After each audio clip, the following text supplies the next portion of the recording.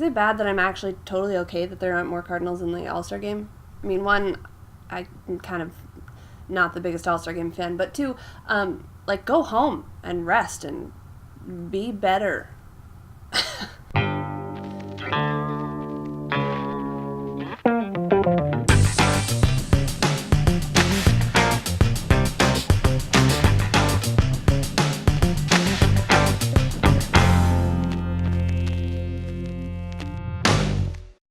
What's up, everybody? I'm Tara Wellman. This is Birdseeds, and the Cardinals are a second-place team at the All-Star break.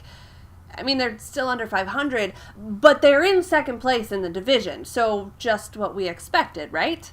Only not, because they're second to the Brewers. They're tied for second with the Cubs, and they're not actually, good.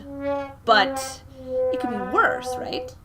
Now, knowing how level-headed and reasonable the people of the Twitterverse are, I thought I'd try to gauge the feelings of the fan base as we watch the Cardinals win 6 out of their last 10 games going into the break and, fail to climb back to 500 in the process. And I was a little surprised by the results. Clearly, the feeling from the fans right now, at least the fans who voted in this short-lived poll, is that while the Cardinals might not be great, they're kind of fun to watch, thanks to the likes of Tommy Pham, Luke Voit, and Paul DeJong. And that's great. Those guys have been absolutely entertaining. They've been so much fun to watch. They've brought so much excitement, and their stories have been really great to follow. And honestly, those 3 guys have been pretty key pieces in a number of the Cardinals' wins as of late.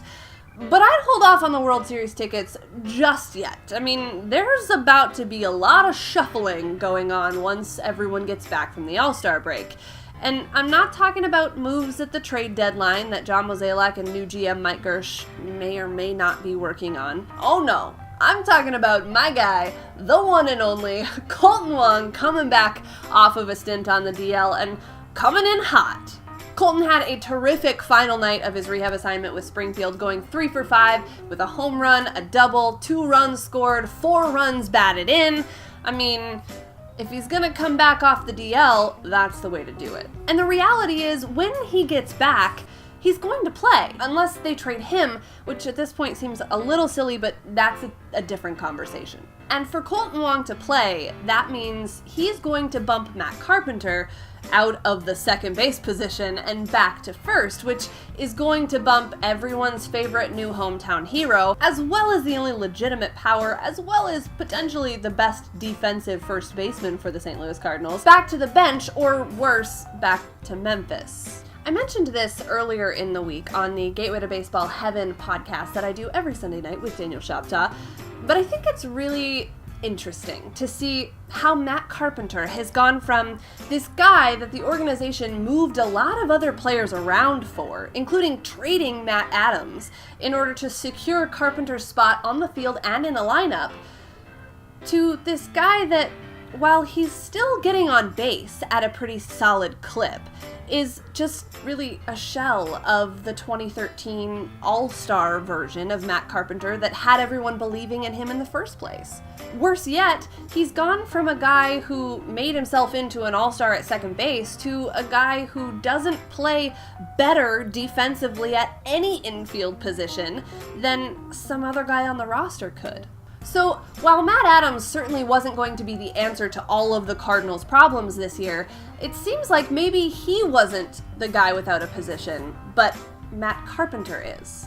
Now, I'm a Matt Carpenter fan. I always have been. In fact, I was the crazy person in 2012 advocating for a position change to second base for Matt Carpenter so that he could be in the lineup every day. I thought he could handle it then, and I feel pretty solid in that assessment based on the way the next couple of years went, including that 2013 season where he blew everyone away. But even as a big fan, it's impossible not to be pretty discouraged by his 2017 thus far, and to wonder how Matt Carpenter, Jed Jerko, Kolten Wong, Greg Garcia, Aledmys Diaz, Paul DeJong, and Luke Voit can all make sense for the Cardinals. I mean, obviously not at the same time. That's way too many infielders, but you get the point. It really feels like someone, or more than one someone, has to go, and soon. I mean, I don't think it's going to be Jerko. He's basically the MVP of the first half for this team. Although I think Tommy Pham would like to have a word. And I'm not really sure what the future holds for Aledmys Diaz or Paul DeJong, although things might have gotten a little bit more complicated as the shortstop star of the future, Delvin Perez, took a bit of a step backwards this week. Who knows what the Cardinals really have in Luke Voit unless he gets a chance to play. I mean, you already know how I feel about Colton Wong, so you're starting to see the picture. I mean, realistically, I don't think that the Cardinals move Matt Carpenter before the trade deadline this year.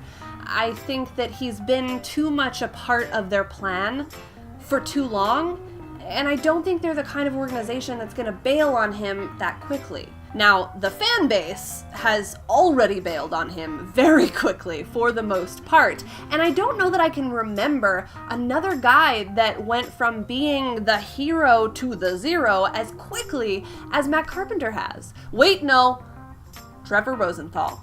Last year, every time he struggled, regardless of the, team record for saves, which, say what you want about the stat, he had a pretty great year that year.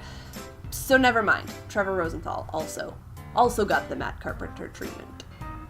So here's where I stand on all of this. I don't think this is just a Matt Carpenter problem. I still think there's value there. Don't get me wrong, he's been hard to watch this year. He's never going to be the best defensively, but when he's right at the plate, he brings a level of consistency to this offense that you're not going to get anywhere else. And I know he's been dreadful on the base paths. It's been really frustrating to watch, and I might personally never forgive him for getting thrown out at third base in what should have been Carlos Martinez's first career complete game shutout. But I digress. See, I don't think this is just a Matt Carpenter problem. I've been saying this for years, and I still firmly believe that it is true. The biggest problem with the Cardinals right now is more about the roster construction than any one individual player.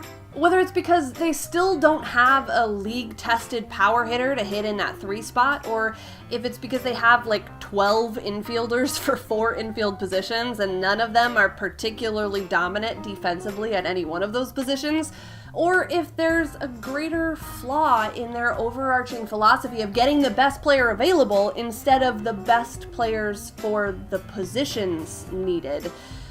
There's something off, and I think it's bigger than Matt Carpenter having a bad year and Luke Voit having the week of his life. Right now, the Cardinals are in a bit of an unfamiliar position, at least in the John Mozeliak era, of basically having to choose between investing in this year or preparing for the future. And I think the current roster construction makes that problem a lot more difficult. I mean, it's not as if there isn't great talent in the 2017 clubhouse. It's also not as if that talent is being used effectively. And I'm not even talking about Mike Matheny and his roster construction or his in-game management. I mean, think about it this way. If you decided to try to create a band, and you knew 8 or 10 people who were super talented, incredible musicians, each one in their own right, and you bring them all together and you decide to be a band, until you realize that every single one of them plays the acoustic guitar. It's not much of a band.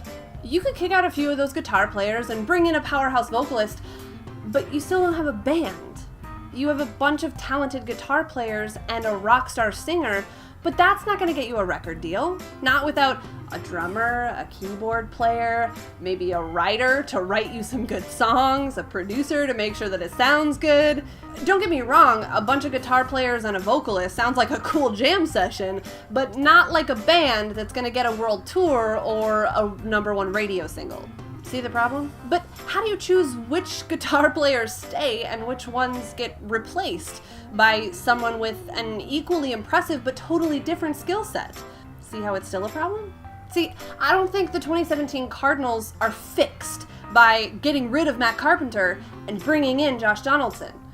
I just think it's more complicated than that. And for once, I'm honestly really glad that I am not the one making those decisions out of the GM's office. So good luck, Mike Gersh, or John Mozeliak, or whoever it is that is actually making those decisions these days. We're all counting on you. And I'll be here to talk about it next time on Birdseeds. If you missed last week's episode, go ahead and click right here to go straight there. And if you want to make sure that you never miss an episode of Birdseeds, click subscribe.